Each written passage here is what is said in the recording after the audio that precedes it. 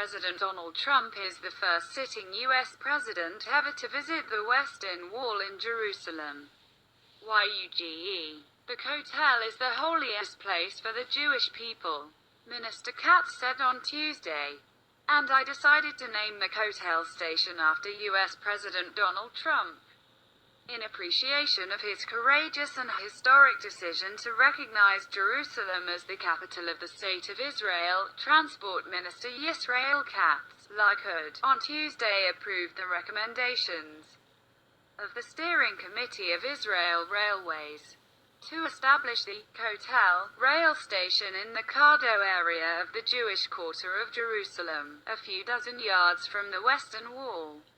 Minister Katz also decided to name it the Donald J. Trump Station, after the American president who recognized Jerusalem as the capital of Israel, Yedioth Ahronoth reported. According to the same report, the final outline of the railway project to the Western Wall would include an underground tunnel about 2 miles long, connecting the train station named after the late President Yedioth Ahronoth to the Western Wall. According to the plan, the tunnel will include 2 stations, at a depth of about 150 feet. The city center station, to be built at the intersection of King George and Jaffa Streets, and the Donald Trump Station. The tunnel and the 2 new stations will be an extension of the express line between Tel Aviv and Jerusalem, where the ride is expected to take only 28 minutes, going through Ben Gurion Airport, Modi'in and the Binyanei Hayuma station at the entrance to the city.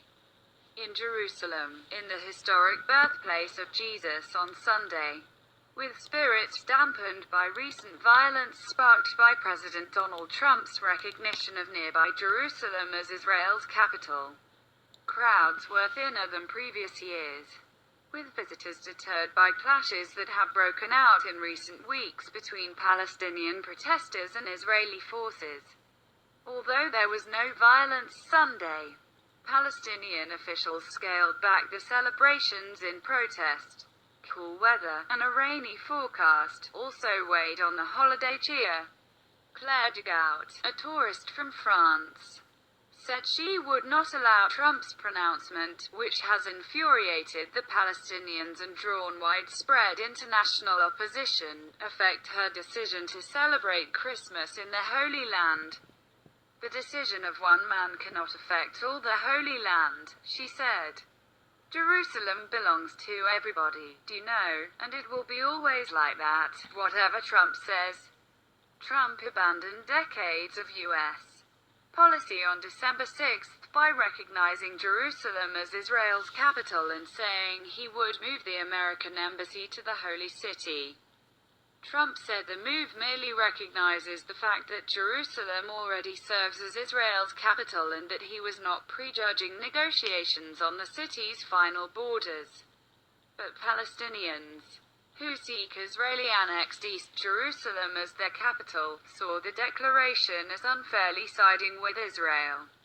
Last week, the UN General Assembly voted overwhelmingly to reject Trump's decision. Mr. Trump had said he would be watching very closely at which members of the General Assembly voted for the resolution and which voted against it. Despite implied threats of U.S. funding cuts, the resolution passed. UN General Assembly President Miroslav Lajčák read the final tally, to applause.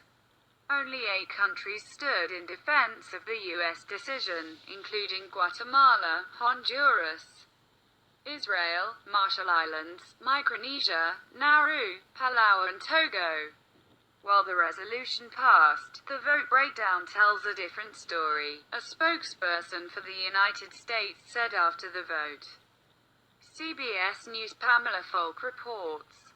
It's clear that many countries prioritized their relationship with the United States over an unproductive attempt to isolate us for a decision that was our sovereign right to make. U.S. Ambassador to the United Nations Nikki Haley said, "The United States will remember this day in which it was singled out for attack in the General Assembly for the very right of exercising our right as a sovereign nation." The announcement triggered weeks of unrest in the West Bank and Gaza Strip, including near-daily clashes in Bethlehem, which lies just south of Jerusalem. By mid-afternoon, hundreds of people had gathered in Manger Square near the city's main Christmas celebrations, greeted by bagpipe-playing young Palestinian marching bands and scout troops. Accompanying the decorations was a large banner protesting Trump's Jerusalem declaration. Bethlehem's mayor, Anton Salman, said celebrations were toned down because of anger over Trump's decision. We decided to limit the Christmas celebrations to the religious rituals as an expression of rejection and anger and sympathy with the victims who fell in the recent protests, he said.